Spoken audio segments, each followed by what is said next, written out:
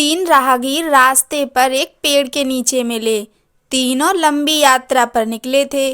कुछ देर सुस्ताने के लिए पेड़ की घनी छाया में बैठ गए। तीनों के पास दो झोले थे। एक झोला आगे की तरफ और दूसरा पीछे की तरफ लटका हुआ था।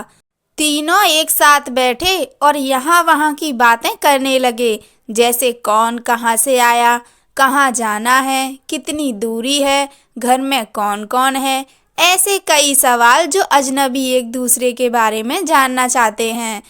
तीनों यात्री कदकाठी में समान थे, पर सबके चेहरे के भाव अलग अलग थे। एक बहुत थका निराश लग रहा था, जैसे सफ़र ने उसे बोझिल बना दिया हो। दूसरा थका हुआ था, पर बोझिल नहीं लग रहा था। और तीसरा अत्यंत आनंद में था। एक दूर बैठा महात्मा इन्हें देख मुस्कुरा रहा था। तभी तीनों की नज़र महात्मा पर पड़ी और उनके पास जाकर तीनों ने सवाल किया कि वे मुस्कुरा क्यों रहे हैं। इस सवाल के जवाब में महात्मा ने तीनों से सवाल किया कि तुम्हारे पास दो दो झोले हैं, इनमें से एक में तुम्हें लोगों की अच्छाई को रखना है और एक में बुराई को। बताओ क्या करोगे? एक ने कहा, मेरे आगे वाले झोले में मैं बुराई रखूंगा ताकि जीवन भर उनसे दूर रहूं और पीछे अच्छाई रखूंगा। दूसरे ने कहा, मैं आगे अच्छाई रखूंगा ताकि उन जैसा बनूं और पीछे बुराई ताकि उनसे अच्छा बनूं।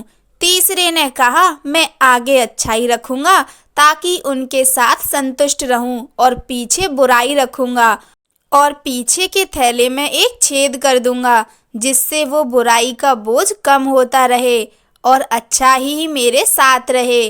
अर्थात वो बुराई को भुला देना चाहता था। यह सुनकर महात्मा ने कहा, पहला जो सफ़र से थक कर निराश दिख रहा है, जिसने कहा कि वो बुराई सामने रखेगा, वो इस यात्रा की भांति जीवन से थक गया है, क्योंकि उसकी सोच नकारात्मक है, उसके लिए जीवन कठिन है। दूसरा जो थका है पर निराश नहीं, जिसने कहा अच्छाई सामने रखूंगा, पर बुराई से बेहतर बनने की कोशिश में वो थक जाता है, क्योंकि वो बेवजह की होड़ में है।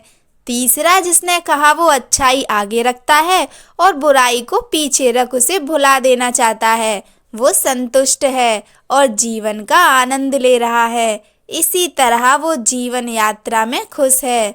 शिक्षा।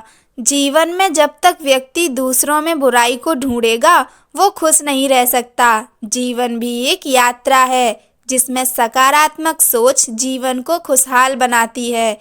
जीवन में क्रोध सबसे बड़ा बोझ है और क्षमा सबसे सुंदर और सरल रास्ता जो जीवन को बोझहीन बनाता है।